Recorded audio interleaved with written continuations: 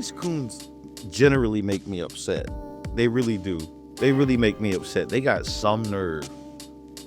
Every time I look around, they're in the news for saying something coonish.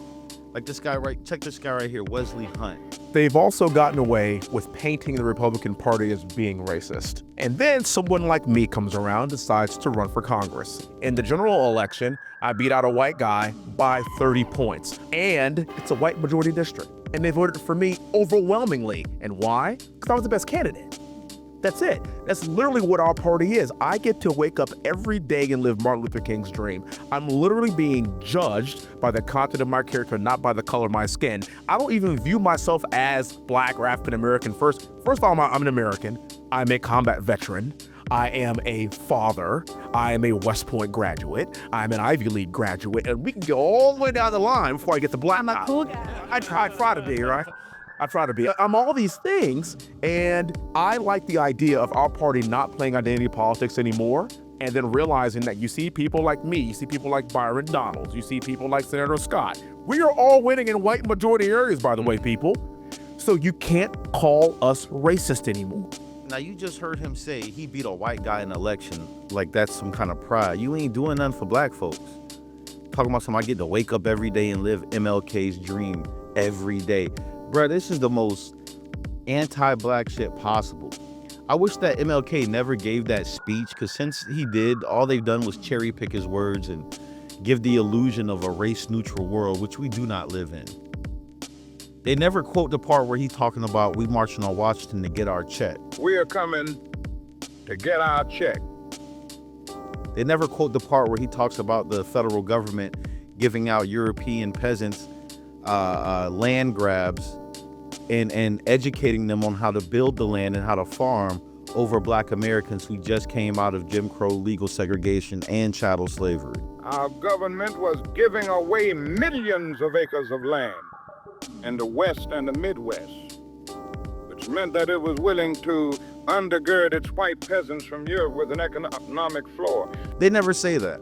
It's almost like he didn't see that, or he wasn't alive at the time that was going on. They just keep talking about this speech, MLK's dream to see little colored boys and white boys and girls playing together. Nigga, whatever. That doesn't mean anything. In terms of economics, black folks have less than we did then. Then he said, I don't even view myself as black or African American.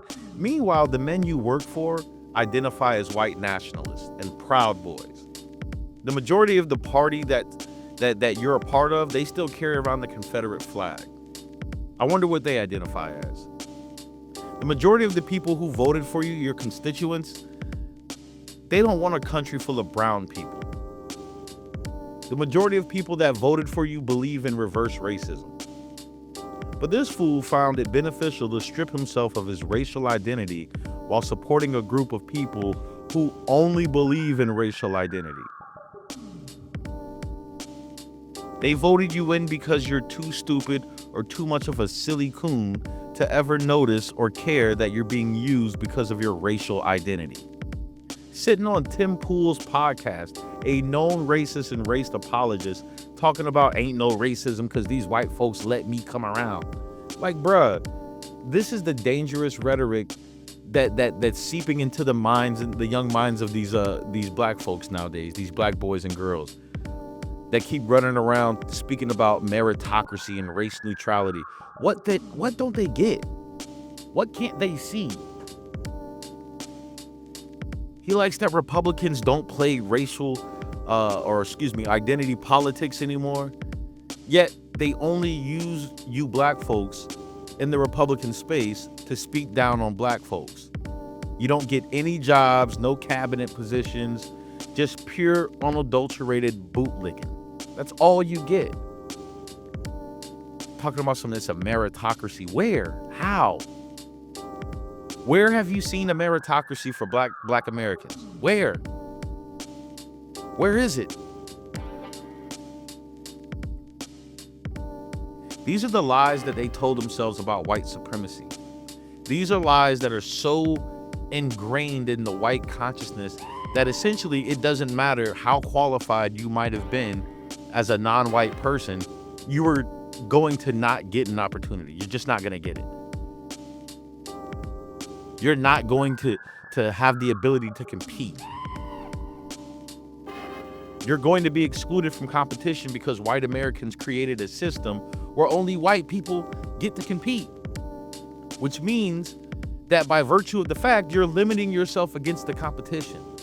All the people who might be better than white folks, you'll never know because they're not even allowed to play in the game.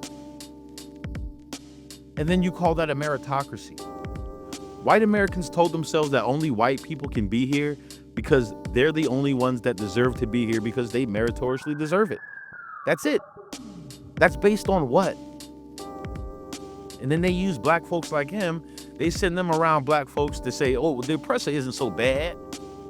Why, if the rest of you would just go along with the program, they would treat you as well as they treat me. You think I'm lying? Just listen to him. Listen to it out of his own mouth. Explain the marching orders given to him by Trump and these other white men. Just listen to him. Congressman, you, along with Sage Steele and fellow Congressman Byron Donalds, will be hosting an event in Atlanta.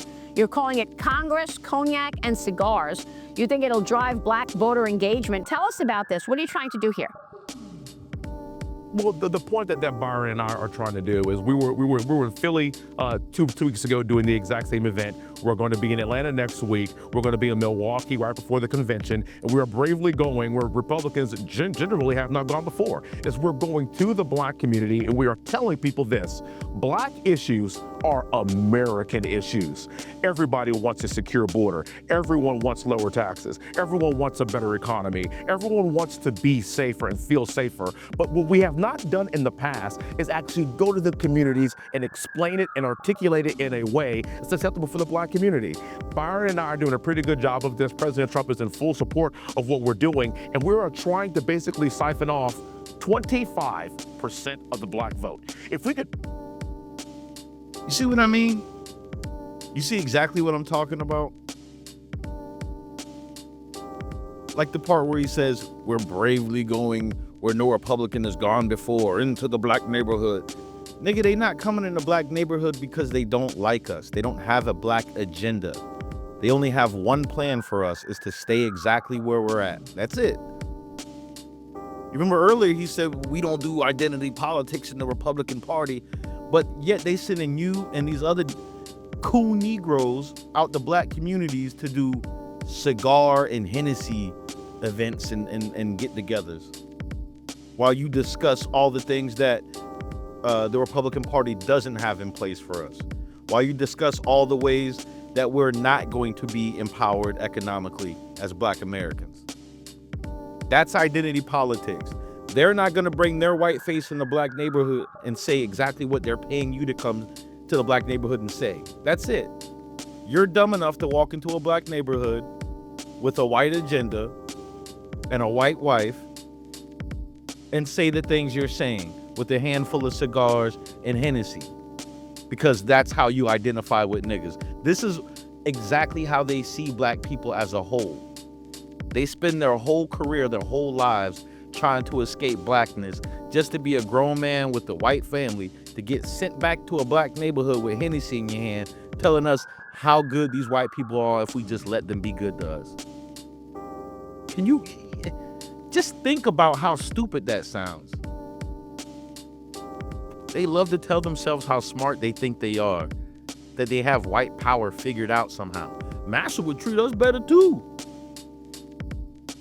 Then he names drops Byron Donalds and Tim Scott as examples of proof that there's no more racism in the Republican Party. Bruh, you see, they don't have to be racist to you anymore, dummy. You already know your place.